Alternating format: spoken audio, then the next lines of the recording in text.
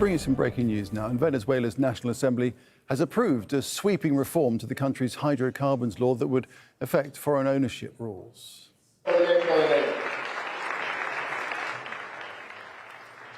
Yes, this legislative move comes as Caracas and Washington negotiate new terms for oil sales. The proposal was formally submitted to the Assembly by the interim President Delcy Rodríguez. Let's explore this further. We can speak to Ed Hers, who's joining us from Houston in Texas. He's an energy economist and lecturer at the University of Houston. Ed Hers, welcome to Al Jazeera. So correct me if I'm wrong, but the idea here, I think, is to loosen the state's control over its oil industry, which would then open room for foreign companies to get involved, particularly US companies.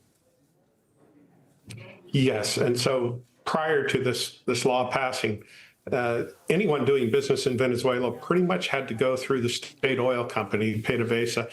That was a long, involved process of negotiation and perhaps payoffs. This codifies it. It's more aligned with a production sharing agreement, like most countries in the Middle East would have, say, with a U.S. or European oil producer. So this is quite a departure, a complete departure from the Chavez-Maduro era. Absolutely. PDVSA was viewed as the national piggy bank for the Chavez and Maduro regimes. They milked the company, took the revenues without reinvesting in the oil patch. Venezuela's production was 3.5 million barrels a day 50 years ago. Today, it's barely 1 million barrels a day. All the wealth has been siphoned off. And so there's a wonderfully robust opportunity, but it's going to take years and billions of dollars to redevelop the Venezuelan oil patch. And that's the thing, isn't it? The potential of exploiting Venezuela's oil. And the thing is, it did get a pretty lukewarm response from oil executives on investing in rebuilding Venezuela's oil infrastructure when Donald Trump brought them all together. That's absolutely right. First of all, they are rightly concerned about their personnel.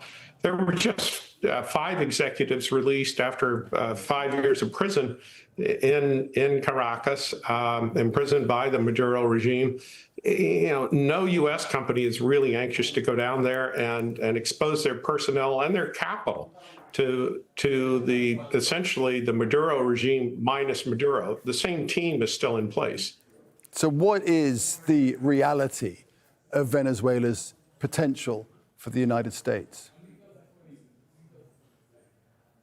I think it's very small. The U.S. imports about 4 million barrels a day of heavy crude, very similar to what Venezuela has produced and provided to the global market for years. Canada is the closest ally of the United States, and the Venezuelan crude is very expensive to get out of the ground. Estimates by Rystad and Wood Mackenzie are that it's $80 a barrel at break even. Now, that's an average number. Certainly some areas will be less expensive, but that's awfully difficult to do in a world where the global price is somewhere around $65 a barrel, I think, last time I looked today. No one's going to rush in to take on a manufacturing project for something that's non-economic to start. And what President Trump has already seen is that his top advisor, Harold Hamm, the chairman of Continental Resources, has laid down his rigs. For the first time in 30 years, he has no rigs drilling. So given everything you're saying, it's looking pretty difficult to meaningfully increase production in Venezuela, given the oil price, given the state of the industry, given the state of the infrastructure in Venezuela, and indeed the security of personnel there. Exactly. I think it's essentially a non-event for the time being for the oil patch. If anything develops, it will take years to develop.